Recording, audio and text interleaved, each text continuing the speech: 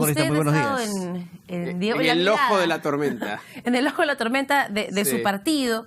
Quería comenzar preguntándole por qué al final cree usted que se llegó a este extremo, ¿no? ¿Qué fue lo que hizo que le generara tantos desencuentros con sus demás colegas de bancada? Mira, primero decirles, yo estoy feliz de dejar la vocería, porque para mí la vocería desde el momento en que la tomé ha sido un trabajo. Como es un trabajo también dirigir o mantener el partido en tiempos tan difíciles.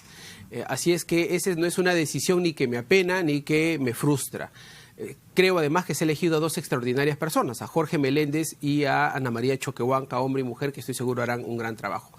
Los motivos de por qué mis colegas, ex colegas, que han hecho públicas sus renuncias cuando yo no me encontraba además en el país, lo sabremos seguro con el tiempo y qué motivaciones finalmente hubieron. Pero lo que a mí me sorprende es que se hayan hecho...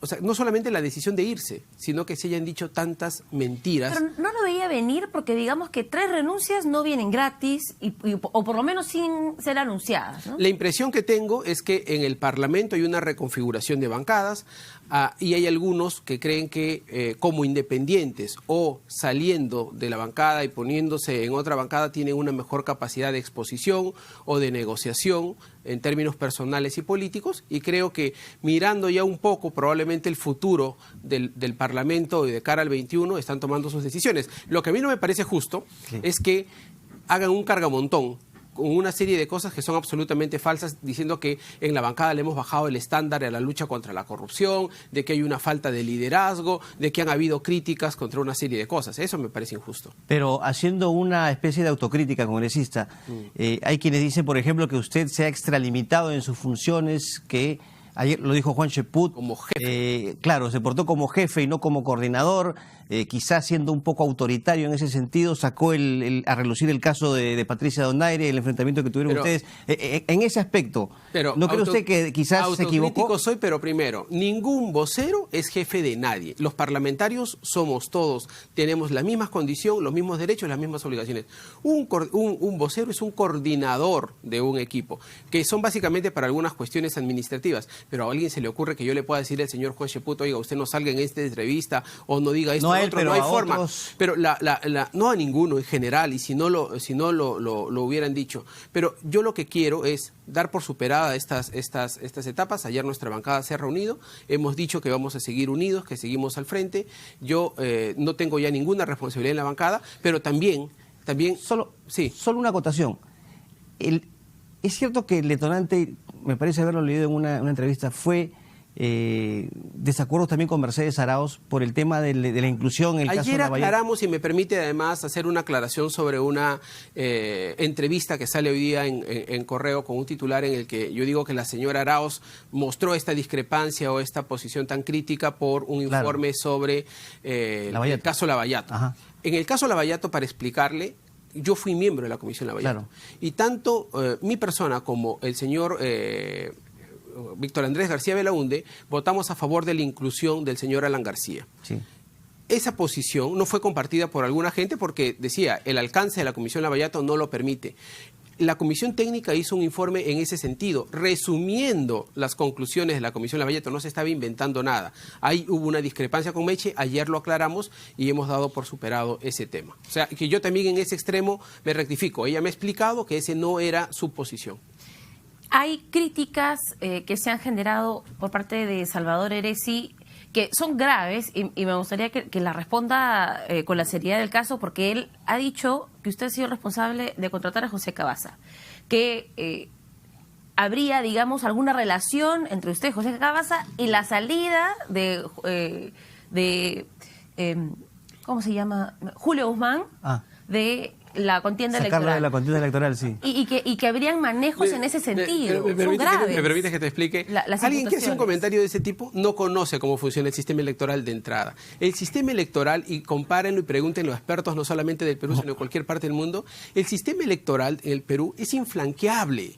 Es decir, o sea, ahí venden un montón de bluff de gente que te dice, yo te voy a ayudar en el Jurado Nacional de Elecciones para que tengas más votos. Eso no existe. Pregúntenle a cualquier experto. Estamos hablando de un ex operador montesinista que terminó en su partido y le ha hecho mucho daño a la imagen de Parados por el Cambio. Él no trabajó en el partido. Este señor fue contratado en un determinado momento por el equipo de personeros. No, por el personero legal. Pero son del partido. Pero el personero, a ver, cuando uno está en una campaña, el personero legal y el jefe de campaña tienen funciones, son tantas tareas que hay que hacer que cada uno tiene tareas. Uno tiene forma de ver quiénes se están integrando, quiénes están trabajando, quiénes están ayudando. Cada uno tiene una función. El señor Carlos Portocarrero, que era el personero legal, él lo contrató, asumió su responsabilidad y ha renunciado, ha tenido que renunciar al cargo de personero legal, asumiendo esa responsabilidad que, dicho sea de paso, se hizo dentro de un marco completamente legal. El señor lo contrató porque creyó que lo podía ayudar a desarrollar un sistema para Carlos Portocarrero no ha admitido haberlo contratado. Sí, lo ha admitido. Él ha admitido haber firmado el pago, pero él no ha admitido haber recibido. Yo los invito a que lean el comunicado, porque yo he conversado con Carlos. Nosotros hemos conversado con él directamente. Pero lean el comunicado de Carlos Portocarrero. Y en todo caso, si no,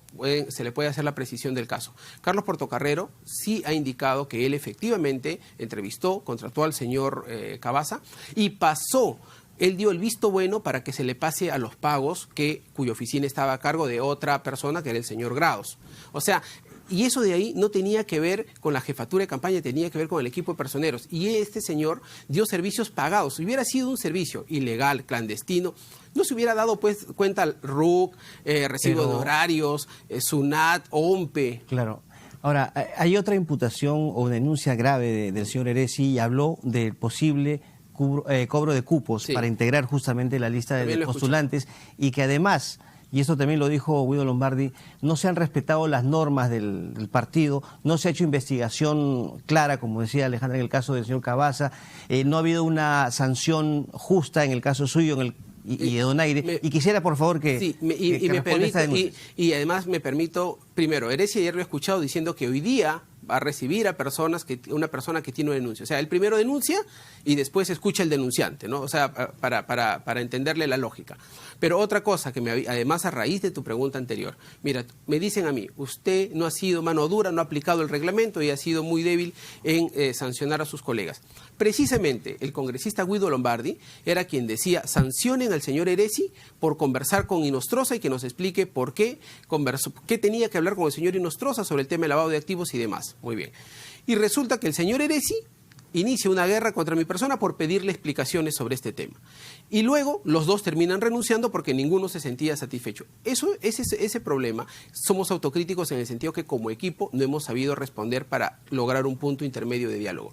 Pero finalmente los dos se han terminado yendo porque ninguno de los dos quiso ceder en su posición. Uno, en dar explicaciones, y el otro en que se puede establecer una sanción intermedia. Hay congresistas de su bancada que aseguran que su comportamiento dentro del Parlamento cambió desde que salió a la luz lo de José Cavazza. Usted dejó de ir a votaciones principales, se le ha criticado su ausencia en el hemiciclo para la votación de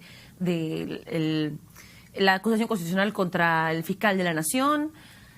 ¿Esto ha debilitado su posición? ¿Usted le teme a algo? ¿Le teme a alguna investigación fiscal? Y me permito aclarar.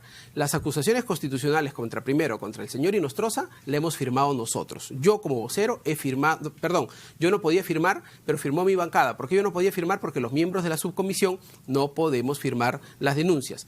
Yo he votado a favor de que se sancione al señor Inostroza. A Chávarri. No, y a Chávarri, y en el de Chávarri también. Yo he estado, solamente que las acusaciones constitucionales tienen 3 etapas. La subcomisión, la comisión permanente, la misma, y la tercera etapa es el pleno. Cuando tú ya votaste en la subcomisión o la comisión permanente, lo que dice el reglamento es que ya no puedes votar en el pleno, porque tú no puedes ser el acusador y luego ser el juez. Eso lo dice el mismo reglamento del Congreso. Y han utilizado esto para decir que yo he estado apoyando esta posición. El fujimorismo a mí, yo no soy el mejor amigo. Yo he estado ausente en una. que es en el caso del señor Hinojosa por una razón, porque yo fui la persona que hice la sustentación del Tribunal Constitucional para el caso de la cuestión de confianza en Arequipa. Y esa noche yo tuve que irme a Arequipa y fue el único abogado que sustentó. ¿Y sabes qué? ¿Cuál fue el resultado? Ganamos. ¿Y por qué nadie puede explicar esas cosas? Porque, por ejemplo, cuando se le pregunta pero mis colegas lo saben. Lo saben. Aquí el tema es que se han utilizado para crear una serie de desinformación. Miren, o sea, además, cuando yo he estado en Arequipa era público. RPP me ha entrevistado desde Arequipa y esa noche que he salido ha sido público. Yo he estado en la sesión hasta el momento en el que he tenido que salir. Y cuando he estado en el pleno para el debate yo no podía votar.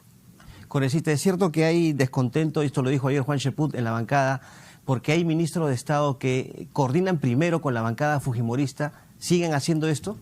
¿Es cierto eso? Y ahí me permite discrepar con Juan. Yo no veo ningún inconveniente en que un ministro coordine con un congresista. Me refiero a que se están saltando instancias, porque primero debería obviamente ser con la bancada oficialista. Cuando un grupo de congresistas de Fuerza Popular me pidieron que les ponga en contacto con el presidente de la República porque querían reunirse con él, yo como vocero hice el trabajo de contactarlos.